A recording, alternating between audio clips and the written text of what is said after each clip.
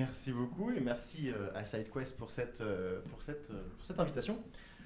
Aujourd'hui, on va parler de marketing juridique. On va parler de quelque chose d'un petit peu plus précis que le marketing juridique. On va prendre un angle, une question qui nous est souvent posée. Cette question-là, c'est quel est le retour sur investissement réel du marketing que je peux mettre du coup dans mon cabinet. C'est vraiment quelque chose qui nous revient très souvent aux oreilles.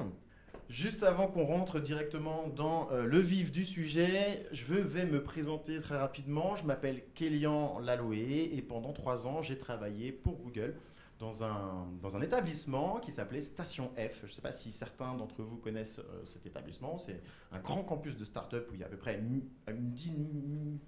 startups, je crois un peu plus de 1000 startups.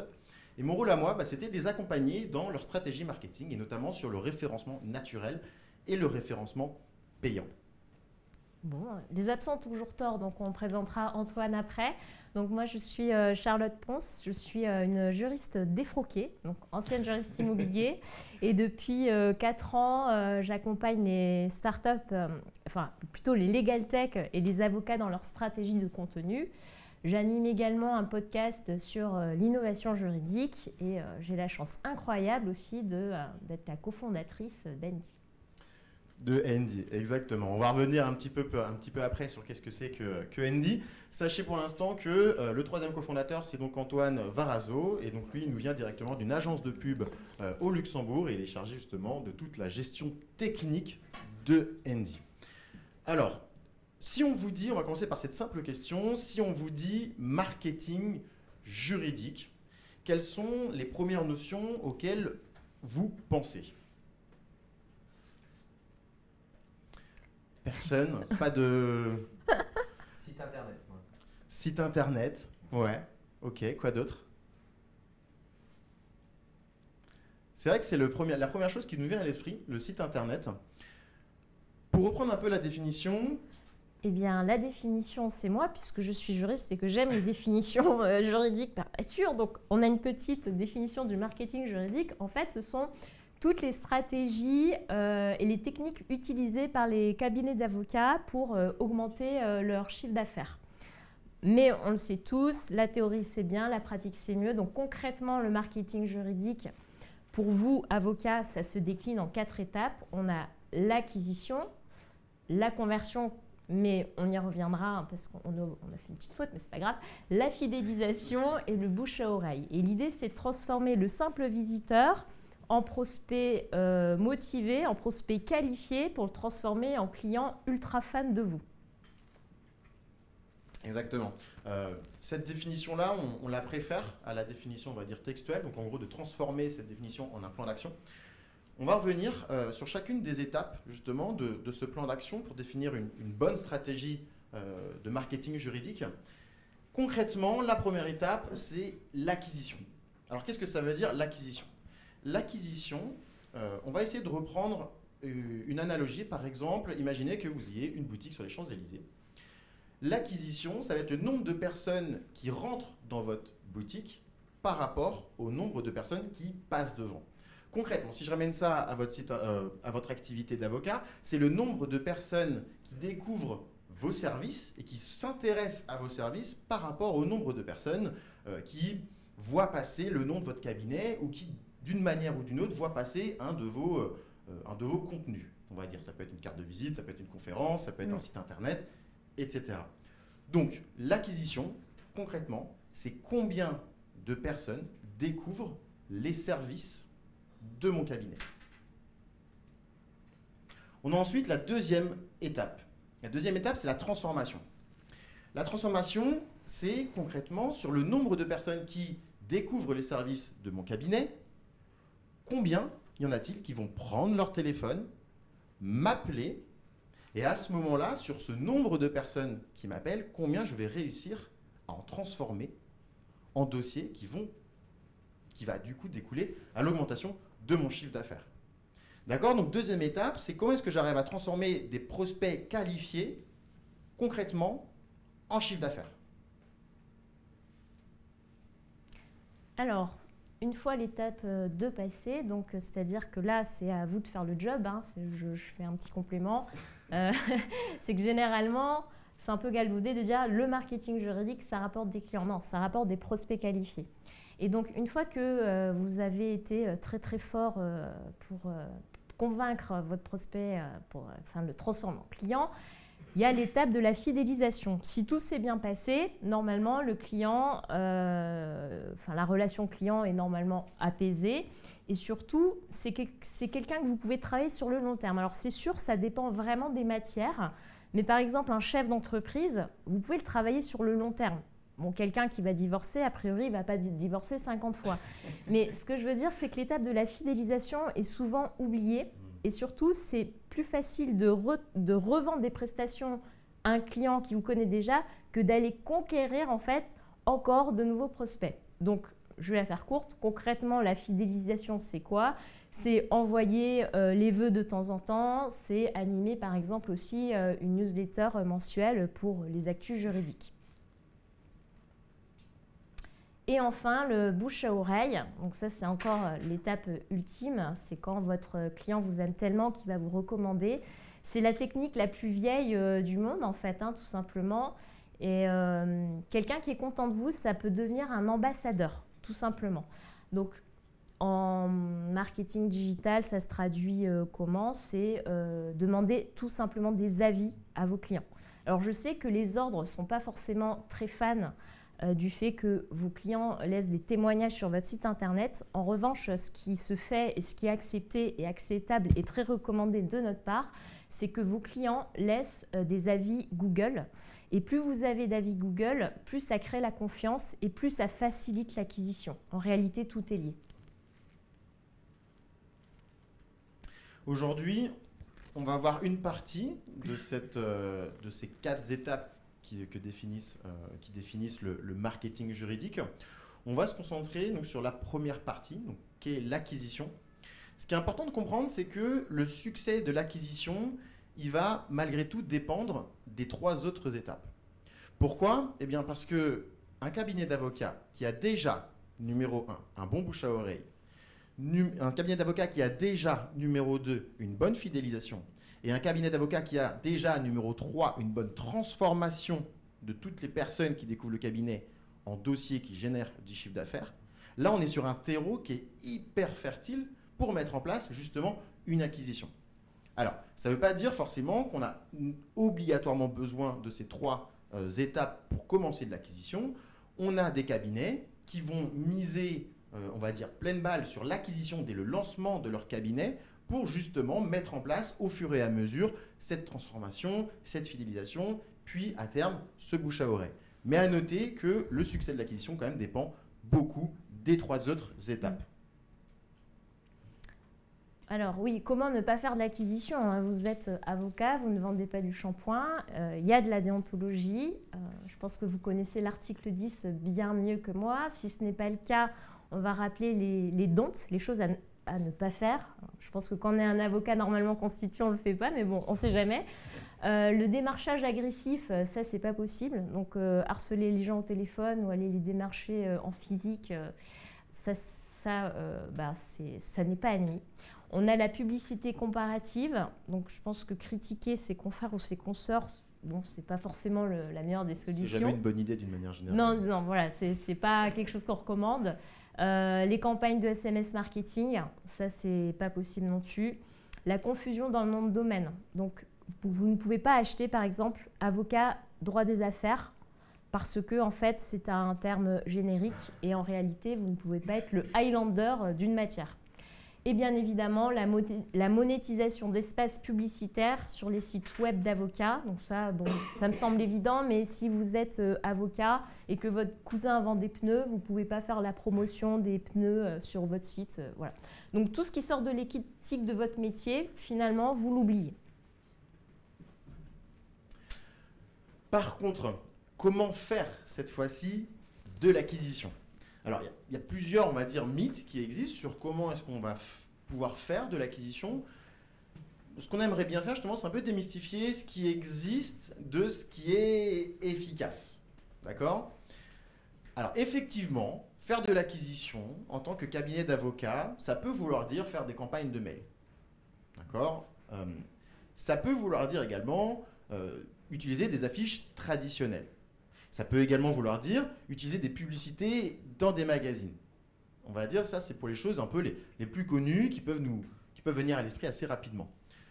Mais chez Andy, on trouve que ces méthodes d'acquisition, ça fait un peu trop à l'américaine, d'une part. Et en réalité, on s'est surtout rendu compte qu'il existait des outils aujourd'hui qui permettaient d'avoir de bien meilleurs résultats. Parmi les méthodes qu'on a détectées qui étaient efficaces, on a dans un premier temps les webinaires.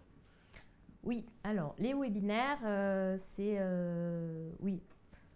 Donc les webinaires, notamment sur LinkedIn, c'est la possibilité effectivement, surtout sur LinkedIn, de montrer votre expertise. Je pense que certains d'entre vous le font déjà, peut-être en B2B, voilà.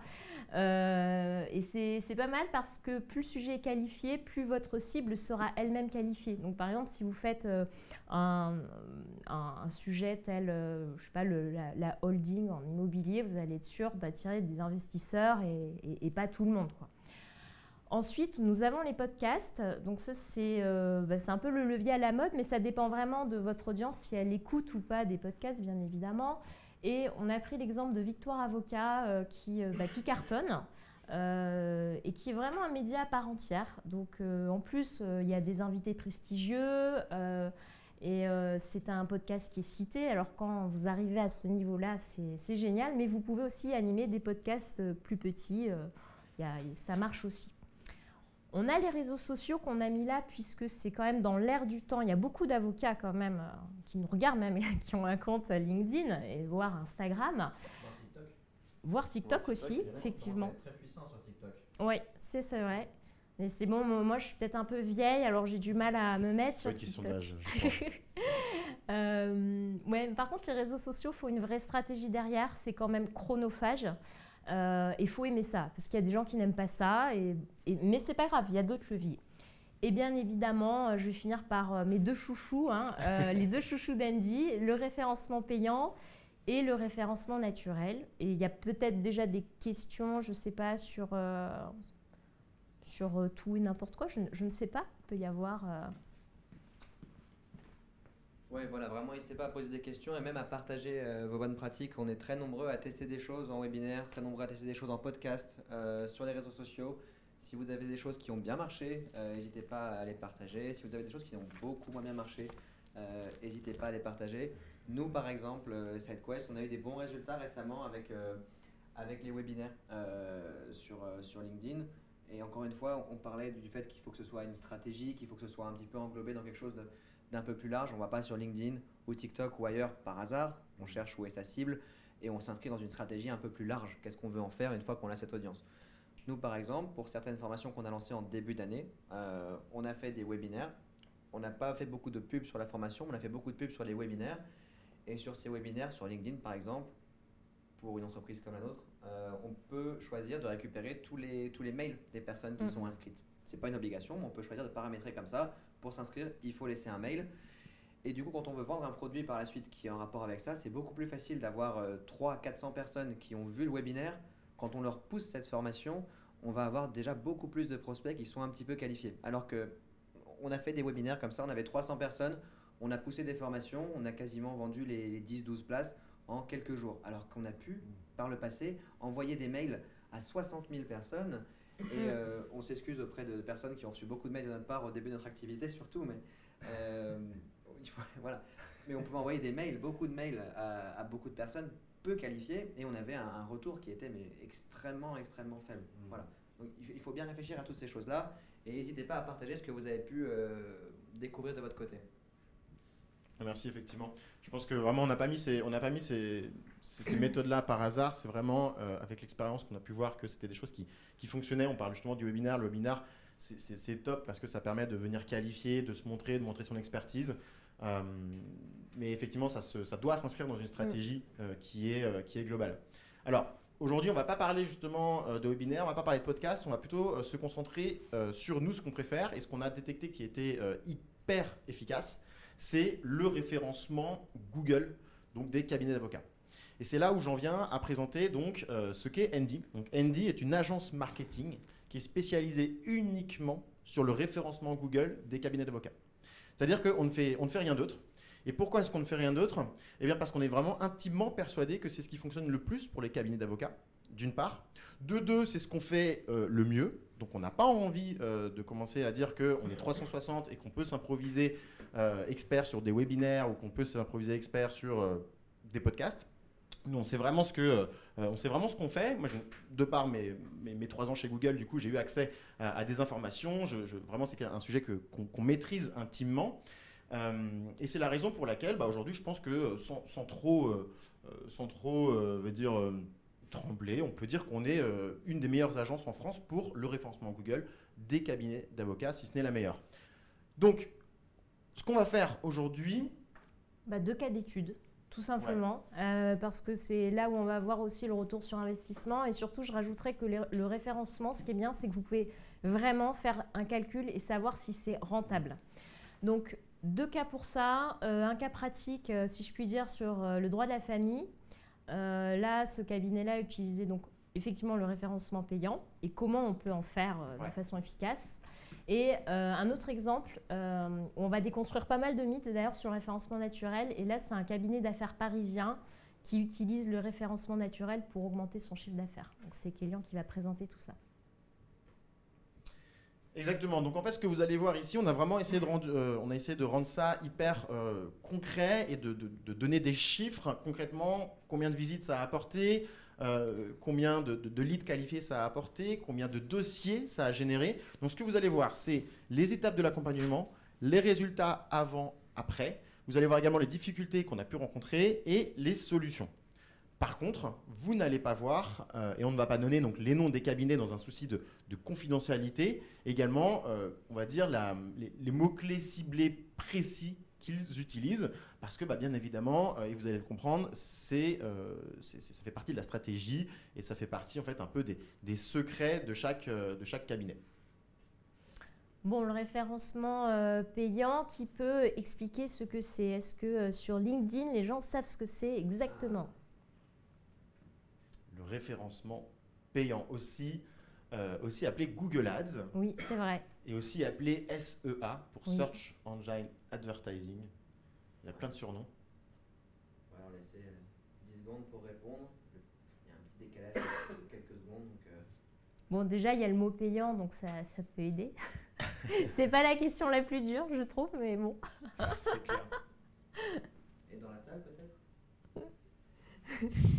Au hasard.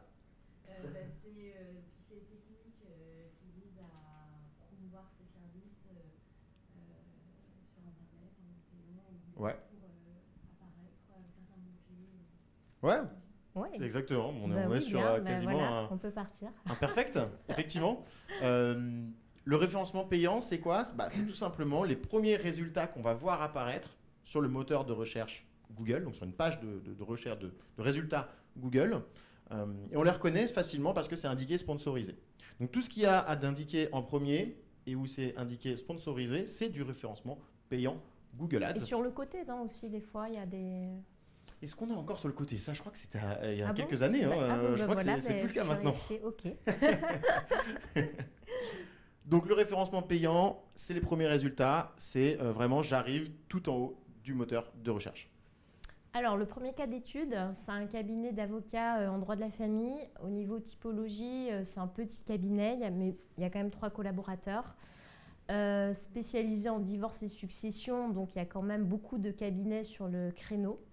Et ils ont dépensé environ sur 2 ans 250 € par mois, soit environ 5 000 €, ce qui fait quand même une belle somme. Alors, est-ce que vraiment ça a marché? C'est un peu ça la question. Eh bien, non, ça n'a pas marché.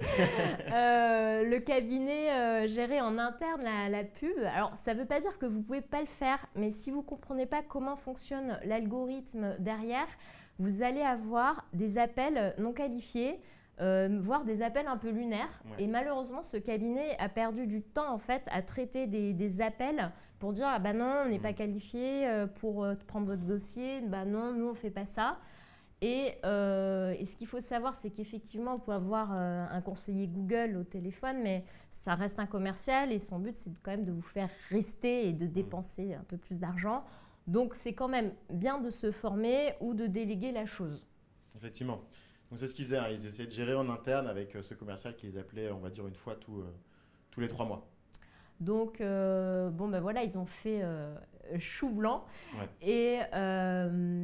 Mais malgré tout, ils avaient des appels. Donc, c'est-à-dire qu'il y a quelque chose qui se passe malgré tout quand il y a une urgence, quand il y a un prospect un visiteur qui a vraiment une solution ciblée. Ça peut être une bonne solution. Mais par contre, il faut affiner. Donc effectivement, en fait, à la fin de la deuxième année, on reprend le compte Google Ads. Et donc, on a pu déjà, dans un premier temps, faire un audit. Donc, on va faire un état des lieux de concrètement, pendant ces 2 ans-là, si on établit une moyenne, qu'est-ce que ça donne en termes de résultats. Alors, on s'est rendu compte qu'il y avait 15 conversions par mois sur le logiciel Google Ads, hein, parce que peut-être pour ceux qui ne maîtrisent pas, en fait, le Google Ads, c'est je vais venir choisir des mots-clés sur lesquels je souhaite me positionner sur Google. D'accord ? Et donc, à chaque fois, je vais dépenser une somme d'argent à chaque fois qu'il y a un clic. OK ? Dans le logiciel, donc c'est un logiciel qu'on va utiliser, le logiciel Google Ads. Dans le logiciel Google Ads, il était indiqué une moyenne de 15 conversions par mois. Et ça veut un peu tout et rien dire. Qu'est-ce qu'une conversion ? Une conversion, c'est l'atteinte d'un objectif que l'on détermine. La problématique, c'est que le cabinet, étant donné qu'il gérait en interne ce référencement payant, il n'avait pas mis en place de bons objectifs. D'accord ? Il n'a pas mis en place tout simplement les objectifs. Donc on se retrouvait avec quelque chose d'assez flou. 15 conversions par mois, ça veut un peu tout et rien dire. Ça peut dire 15 formulaires de contact par mois, mais ça peut également dire 15 appels. À ce moment-là, ça irait. Mais ça peut également dire 15 visites ou 15 clics. Et à ce moment-là, dépenser 250 € pour avoir 15 clics par mois, c'est pas terrible. Donc la première étape qu'on a fait, c'est déjà de se dire, OK, concrètement, comment est-ce qu'on va pouvoir déterminer le retour sur investissement de chaque clic que l'on va payer à Google? Pour ça, on va utiliser une méthode. Cette méthode-là, ça s'appelle le tracking. Tracking, traquer, traceur, on trace les objectifs. OK ? Donc première étape, on va déterminer quel est votre objectif. Est-ce que vous souhaitez que l'on trace, que l'objectif de ces campagnes publicitaires, ce soit des appels? Est-ce que vous souhaitez que ce soit des formulaires de contact? Ou alors, comme certains clients qu'on peut avoir, directement des prises de rendez-vous sur un calendrier style Calendly. Donc, première étape, on détermine les objectifs pour savoir le retour sur investissement réel. Deuxième étape, on va lister des mots-clés sur lesquels il pourrait être intéressant de se positionner. Et j'insiste bien sur le fait que c'est pourrait être intéressant. L'objectif ici, c'est de faire des hypothèses. Donc nous, avec notre petit outil, des outils qu'on utilise, on va faire une liste de mots-clés qu'on imagine intéressants pour le cabinet accompagné, donc selon son secteur, selon son positionnement, selon sa localisation. Le cabinet d'avocats va venir lui également nous donner une liste de mots-clés qu'il imagine intéressants. Et on va mettre tout ça, du coup, dans le logiciel Google Ads. Ça, c'est l'étape numéro 2. L'étape numéro 3, c'est de se dire qu'on va laisser tourner les publicités Google. Et au bout d'un moment, étant donné qu'il s'agit d'un algorithme et que l'algorithme de lui-même, il aime bien aller enchérir, c'est-à-dire aller cibler des synonymes, c'est un peu comme un mauvais adolescent qui en fait casse sa tête. Il va aller un petit peu dans des endroits où on ne lui a pas forcément nécessairement dit d'aller. Et parfois, ça donne des choses bien, parfois, ça donne des choses un peu moins bien. Ici, par exemple, on avait enchéri sur Avocat Divorce Toulouse. Il a été de lui-même il a trouvé lui-même que avocat droit familial, c'était également un mot-clé qui pouvait générer du chiffre d'affaires. Donc plutôt bien. Il a également trouvé que avocat divorce amiable, c'est un mot-clé qui était rentable. Par contre, à côté de ça, il a été enchérir sur accord franco-tunisien divorce. Il a été enchérir également sur aide divorce CAF et sur assistance sociale divorce. Notre rôle à nous, dans la troisième étape, c'est donc de venir faire le tri entre tous ces mots-clés-là. Et c'est, je pense, l'étape qu'il manquait au cabinet pendant ces 2 ans pour avoir de réels résultats. Et c'est ce qui faisait qu'il se retrouvait avec des appels qui étaient non qualifiés. Alors oui, je reviens un petit peu quand même sur le contenu. Donc les mots-clés, c'est vraiment la clé, hein, si je peux répéter encore ce mot-là. On va insister. Mais par contre, il y a une étape qui est vraiment oubliée par 98% des cabinets d'avocats. C'est la mise en place de landing page, de pages d'atterrissage dédiées. Donc ce qui se passe, c'est que les gens confondent souvent les deux. La landing page, donc on crée une annonce, une publicité. Quand on clique dessus, il faut vraiment atterrir sur une page d'atterrissage vraiment dédiée à cette publicité. Et pas sur le site. Parce qu'en fait, quelqu'un qui clique vraiment sur une annonce, c'est une personne qui a vraiment un besoin immédiat. Donc, quelle frustration de l'envoyer sur une page globale qui présente le fait que vous soyez, je sais pas, en droit des affaires, que vous fassiez du droit familial. Donc ça, c'est à exclure. La landing page, c'est soit on reste dessus, soit on part. Ça peut paraître contre-intuitif, mais nous, on a les chiffres. Plus vous faites ça, plus le taux de conversion augmente. Ensuite, qu'est-ce que je peux dire d'autre? Oui, il faut une adéquation entre l'annonce et le message de la landing page. Donc, par exemple, si vous êtes un avocat en droit de la famille et que vous traitez du divorce, quand on atterrit sur la page, il faut qu'on parle du divorce. Clairement, on ne va pas parler d'autre chose.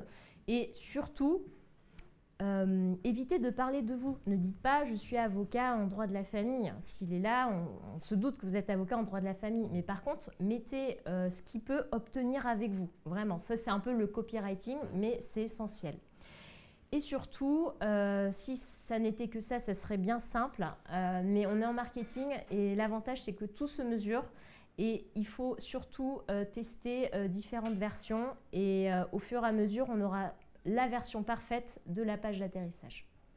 Exactement. Elle peut paraître subtile, cette différence entre une page d'accueil et une page d'atterrissage qui est dédiée exclusivement aux publicités, je veux dire au référencement payant.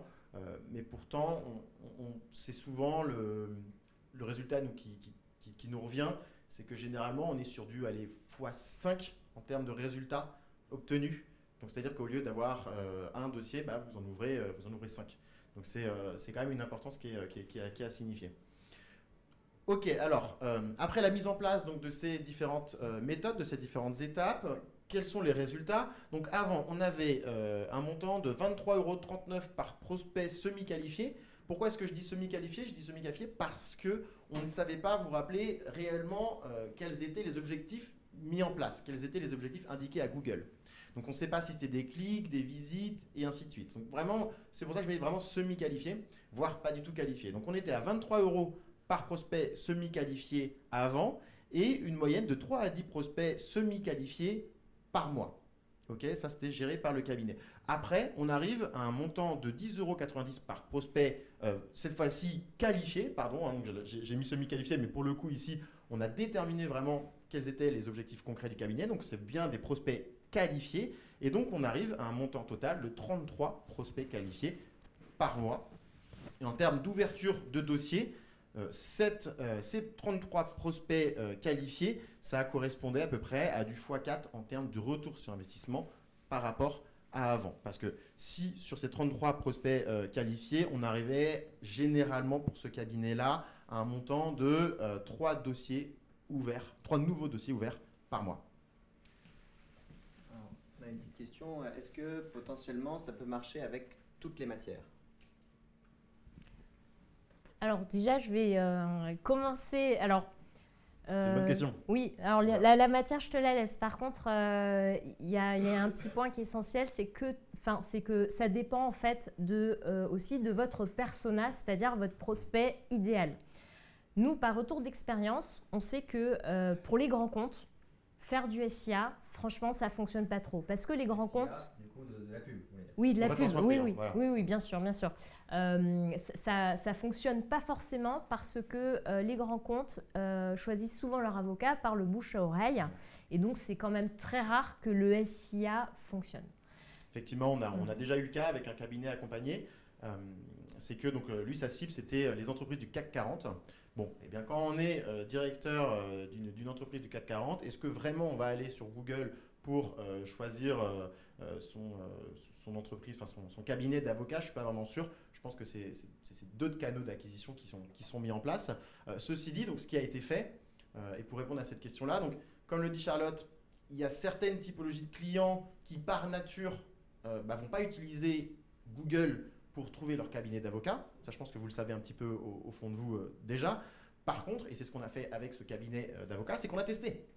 Parce qu'en fait, il ne faut pas mourir bête. Au bout d'un moment, on peut mettre en place justement des tests. Généralement, ces tests-là, ils s'effectuent sur 3-4 mois. Et sur 3-4 mois, on peut avoir une réponse qui est sûre, certaine. Vraiment, c'est validé, certifié. Est-ce que ça marche? Oui. Alors, dans ce cas-là, on va dire intensifier sa présence. Ou alors, est-ce que ça ne marche pas? Et donc, ça ne sert à rien de davantage investir sur le sujet. Donc, voilà, pour répondre à cette question-là, ça dépend des cibles. Et en même temps, on peut avoir des bonnes surprises. Donc j'ai envie de dire c'est quelque chose à tester. Et puis on peut avoir des indicateurs aussi en termes de volume de recherche aussi. C'est sûr que voilà. Oui. Donc c'est un peu dur de répondre oui ou non à la question concernant les matières. Ouais. C'est à voir. Exactement.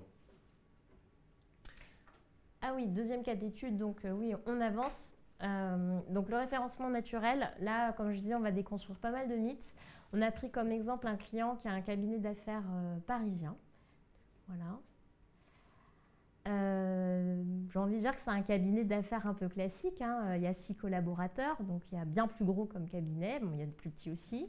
À l'origine, le cabinet avait juste un site internet, ce qui est quand même pas mal parce que c'est un élément de réassurance, surtout quand il y a du bouche à oreille.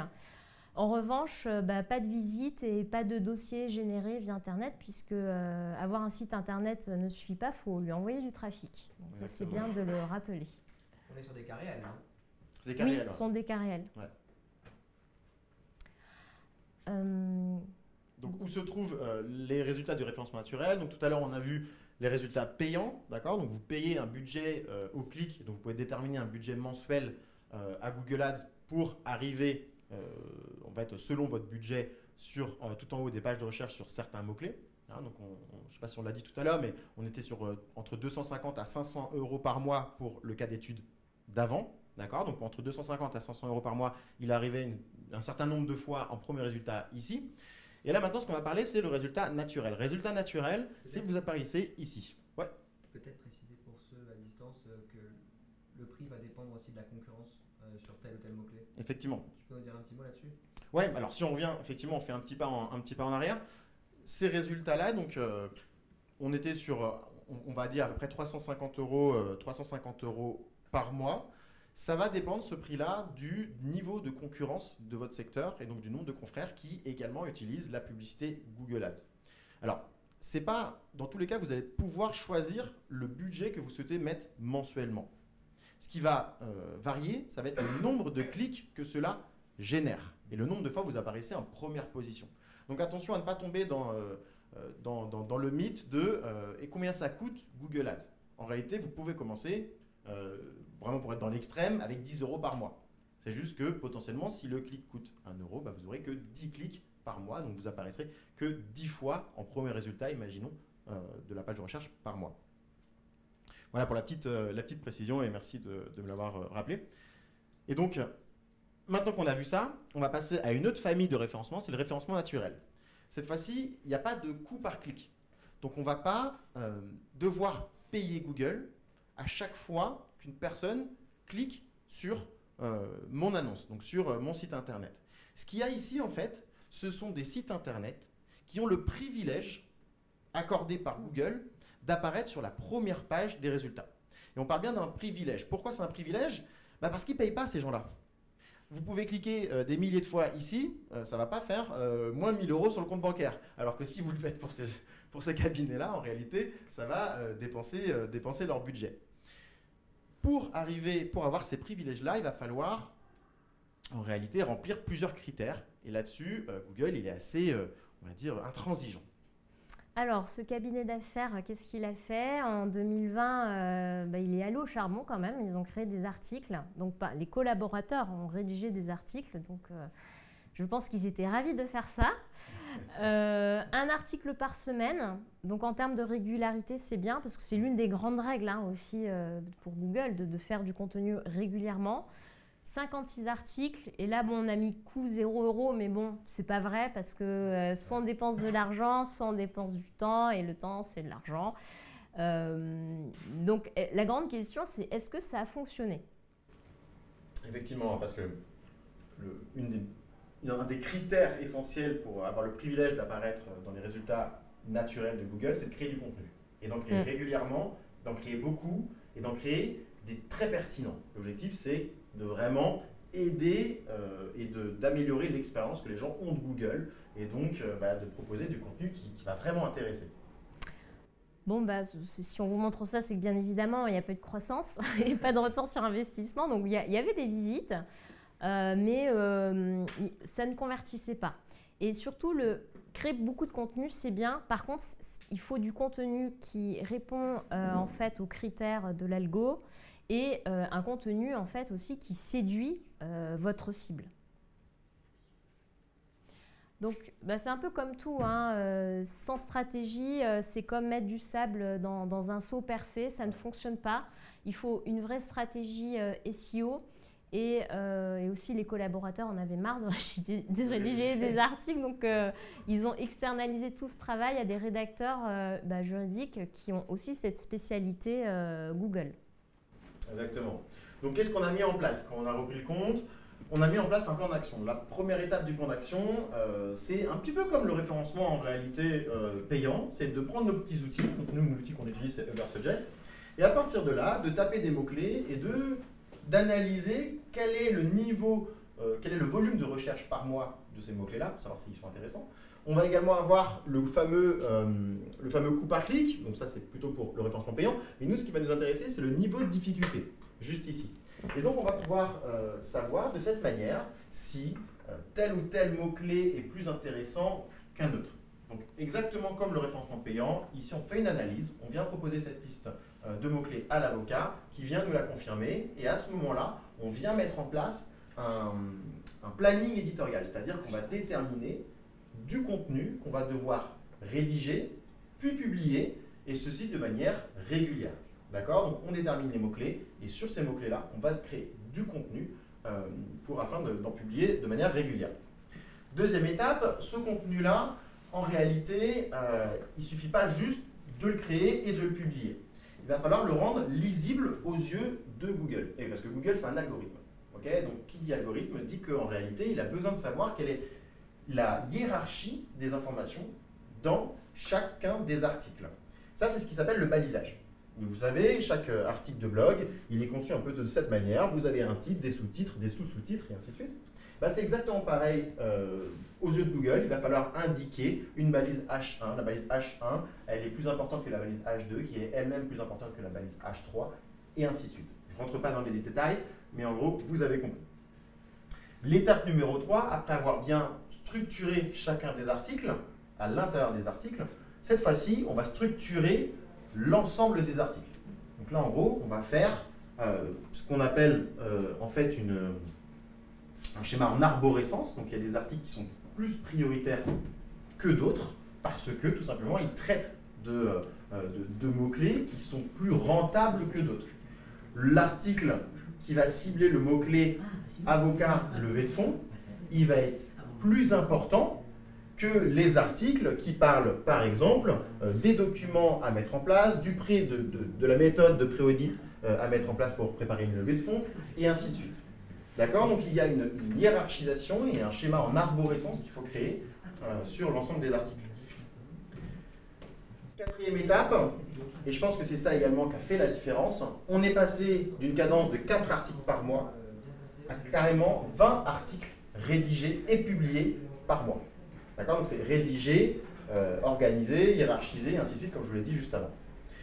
On a travaillé également les introductions, très important, pour donner envie de lire et indiquer aux personnes qu'elles sont bien sur le bon article, qui vont lui donner les bonnes informations. Ça fait donc un total de 240 articles en l'espace d'un an, pour un budget moyen de 4 000 € par mois, soit 48 000 € sur l'année. D'accord? Donc ça peut paraître être un budget qui est beaucoup plus important que le référencement payant, mais on va voir qu'au final, en termes de résultats, eh bien, ça peut se valoir. Voici les résultats avant-après. En 2020, on était à 50 clics par mois. Pourquoi 50? Parce qu'en réalité, personne ne connaissait, il n'y avait pas de stratégie, c'était les quelques collaborateurs qui allaient sur le site internet, le bouche à oreille qui éventuellement devait fonctionner, mais dans tous les cas, ça ne générait aucun prospect qualifié par mois. 3 ans après la mise en place donc, des articles par l'intermédiaire du cabinet en interne, puis la reprise par Andy, on arrive à 12 000 clics par mois. Donc c'est vraiment les chiffres de juin. Donc en juin, on a fait 12 000 clics par mois sur le site internet. Donc, en même temps, il y avait énormément voilà, il y a plus de 240 articles en un an, plus les articles déjà rédigés. Et ça nous a donné un total de 49 prospects qualifiés par mois. D'accord? Et sur ces 49 prospects qualifiés par mois, ils ont réussi à en signer 6. Ils arrivent en moyenne à ouvrir 6 nouveaux dossiers par mois. Alors, ce qui peut être intéressant maintenant, c'est de faire un peu, on va dire, une comparaison. Tu oublies un chiffre important, c'est qu'ils ont augmenté leur chiffre d'affaires de 50% en 2023. Quand même. Ok, j'ai totalement zappé ce truc-là, effectivement. À la base, donc, ça correspondait à 0% de leur chiffre d'affaires, l'acquisition en ligne. Et en 3 ans, ça correspond à 50% du chiffre d'affaires du cabinet par mois. Donc là, on se rend compte vraiment du retour sur investissement réel en l'espace de 3 ans. Ouais. Pour comparer un petit peu, parce qu'on regardait ça tout à l'heure et on trouvait ça super intéressant, le référencement payant, on était donc à 35 prospects qualifiés par mois, donc pour ce cabinet-là, hein, donc en droit des affaires. Donc 35 parce qu'on fait également de la publicité payante pour ce cabinet-là, en plus de l'accompagnement sur le naturel. En payant, on arrive à 35 prospects qualifiés par mois, et ils arrivent à en ouvrir sur ces 35 prospects qualifiés que 2 nouveaux dossiers par mois. À l'inverse du référencement naturel, où on a 49 prospects qualifiés par mois, mais on a 6 nouveaux dossiers de créés par mois. Donc en fait, on se rend compte un petit peu de la différence de qualité entre le référencement naturel et le référencement payant. Ce qu'il faut comprendre quand même, c'est que le référencement payant, si demain on arrête de payer, tout s'écroule. On n'a plus de nouveaux leads entrants. Alors que là, avec le référencement naturel, si ND part et le contrat s'arrête, en réalité, il y aura encore des mois et des mois de prospects qualifiés qui rentreront, et donc 2 nouveaux dossiers qui rentreront par mois. Oui, alors en conclusion, oui, j'aime bien dire ça, le marketing juridique n'est pas une solution magique puisque ça demande quand même de l'investissement en termes de temps ou d'argent. Surtout, j'insiste sur le fait qu'en termes d'acquisition, vous ne vendez pas une paire de chaussures. Donc clairement, il faut mettre le paquet en amont, mais par contre, c'est à l'avocat de convertir, de vendre en fait. Ouais. Ce n'est pas un joli mot voilà, qu'on n'aime pas utiliser quand on est juriste, mais exactement. L'avantage du référencement, c'est qu'on peut justement calculer le retour réel sur investissement. Il y a d'autres choses qui marchent, le personal branding. Par contre, si vous aimez les chiffres, vous aurez du mal à le calculer. Par contre, si vous aimez les chiffres, le référencement naturel, c'est quand même une belle option. Et payant. Pardon ? Et payant. Oui, et payant, bien sûr. Ah oui, alors ça fait 2 fois qu'on l'a. Ouais. On l'a encore eu cette semaine. Un cabinet qu'on a accompagné et donc sur du référencement payant. On met en place donc tout ce qu'il faut, toute notre méthode, les pages de vente et ainsi de suite. On ouvre les vannes donc pour diffuser les annonces, donc le référencement payant. Et qu'est-ce qui se passe? Eh bien, en réalité, ça marche plutôt bien, et tellement bien qu'en réalité, au bout de 2 mois, on est obligé de tout stopper. Alors, pas de chance, en réalité, c'est qu'une des collabs est tombée malade, enfin bref, a déposé un arrêt maladie, et donc le cabinet n'était plus en capacité, d'une part, de décrocher le téléphone, et d'autre part, tout simplement, de prendre de nouveaux dossiers. Donc ça peut paraître bête, mais c'est un peu ça la différence entre le référencement payant et le référencement naturel. Le référencement payant, à partir du moment où on va ouvrir les vannes, on va avoir des appels. Donc on va avoir potentiellement, ça va prendre, ça prend pas 1 an, ça ne prend pas plusieurs années. En quelques mois, on peut vraiment arriver à une bonne croissance. À l'inverse du référencement naturel, où là, c'est vraiment beaucoup plus linéaire. Il faut voir ça comme une sorte de marathon. Et donc, on a le temps de s'organiser et ainsi de suite. Et surtout qu'on ne vient pas payer pour du clic. Donc, on a vraiment le temps de savourer et de s'organiser.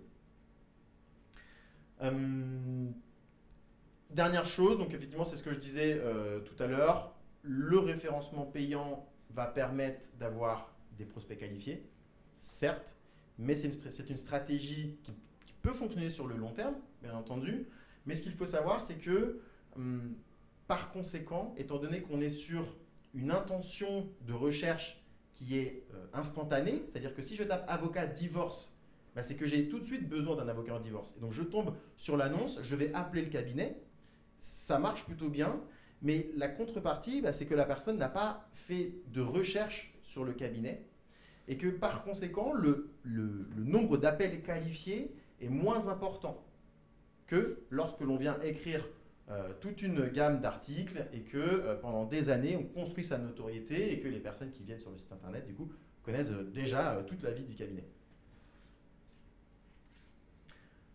Pour en savoir plus, donc on a notre site internet dans lequel on a créé l'académie Andy. Dans cette académie, on partage plein de guides sur le référencement Google des cabinets d'avocats pour que vous puissiez le faire par vous-même. Donc vous allez tout simplement sur andy.io et donc ça va venir inclure des guides, des exercices, des petits ateliers. On a également mis des vidéos et ainsi de suite, vraiment pour faciliter la prise en main du référencement, que ce soit naturel ou payant par les cabinets d'avocats. Je vous remercie. Merci. Et on va pouvoir passer aux questions. Merci beaucoup à tous les deux. C'était complet, très intéressant. Est-ce qu'il y a des questions dans la salle déjà, pour commencer? Pour l'instant, ça va. Les personnes à distance, n'hésitez pas également à poser vos questions. Sinon, moi j'ai quelques questions pour vous.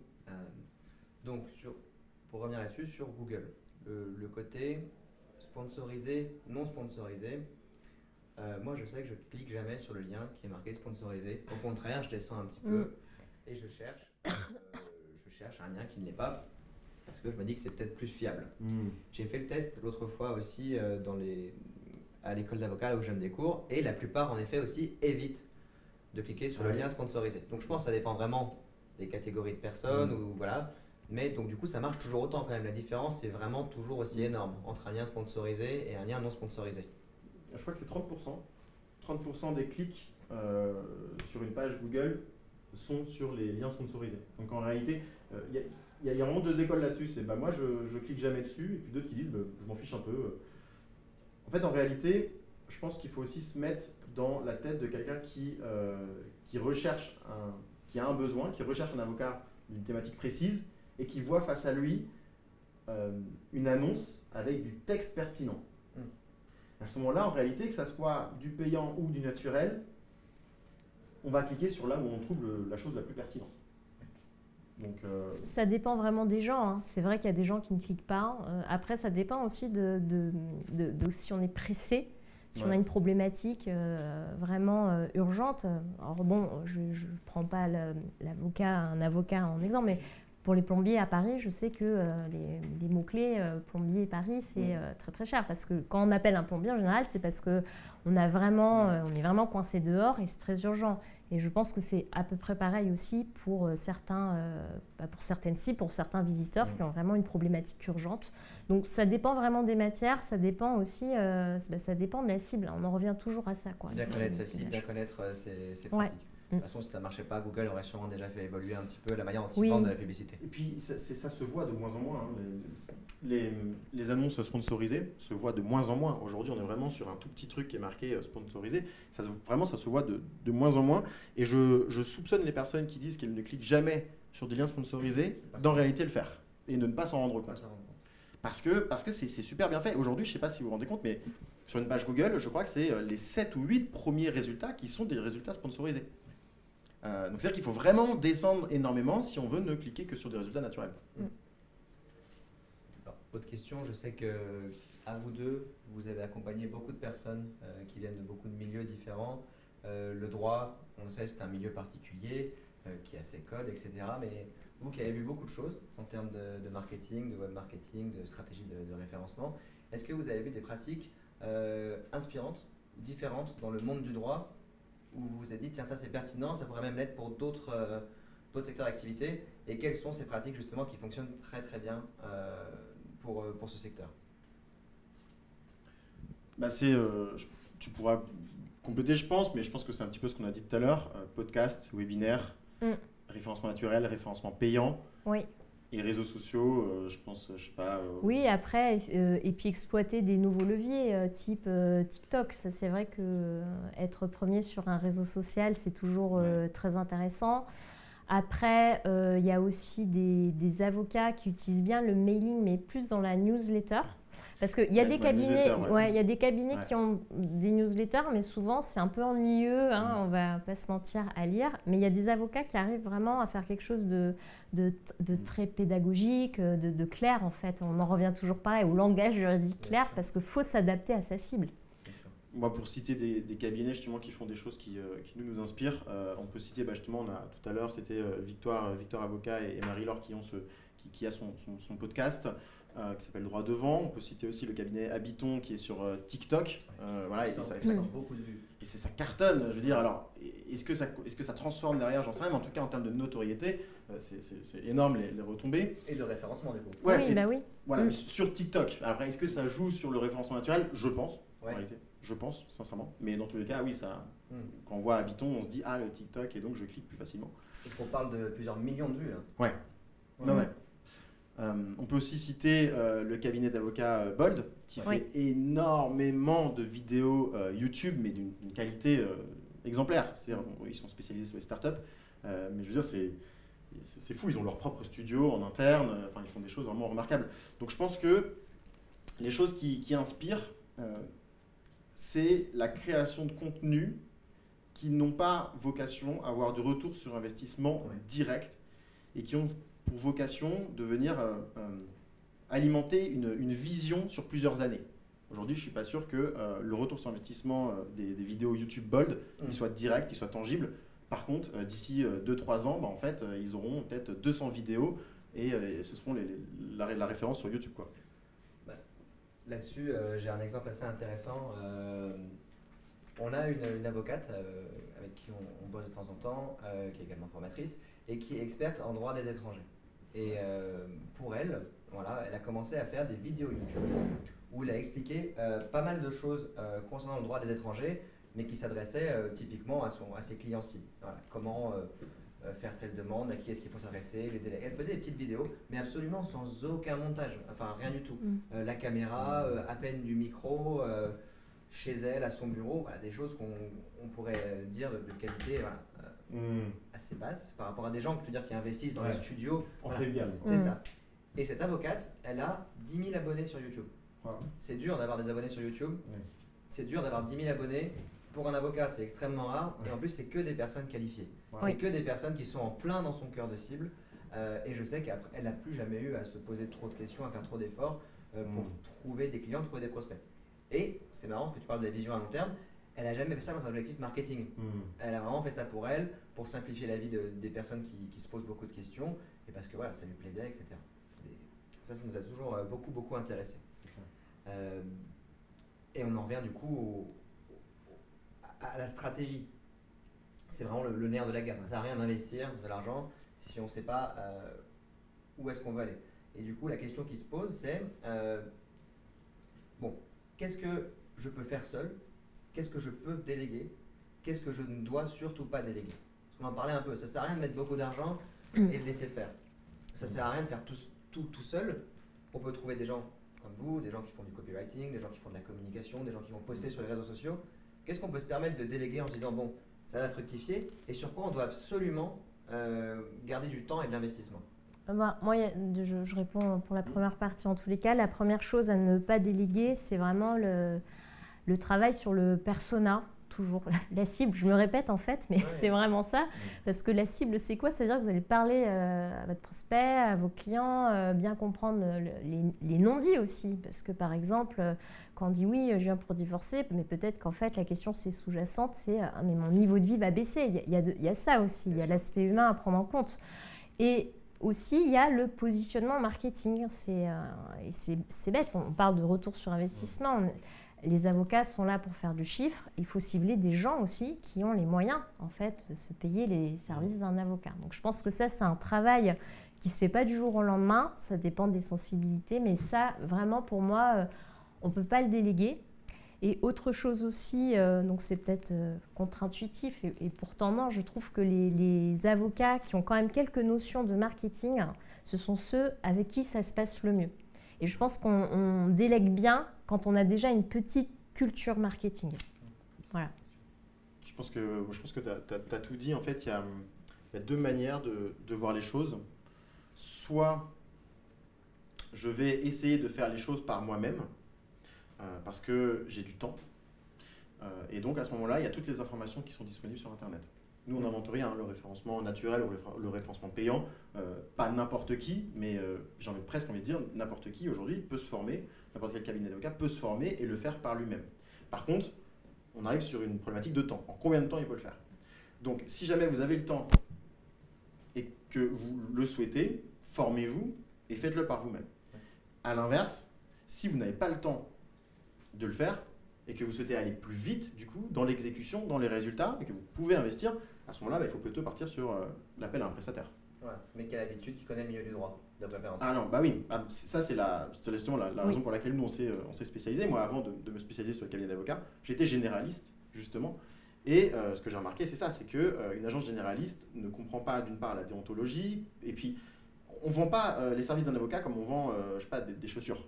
C'est pas du tout la même approche, et je pense que dans tous les cas, il faut vraiment faire appel à quelqu'un, à un prestataire qui effectivement connaît les avocats et les problématiques. Des avocats. Et leurs clients. Et les clients et les peurs. Oui, tout à fait. Très bien. Bon, écoutez, ça va être le mot de la fin. Merci beaucoup à toutes les personnes présentes à distance.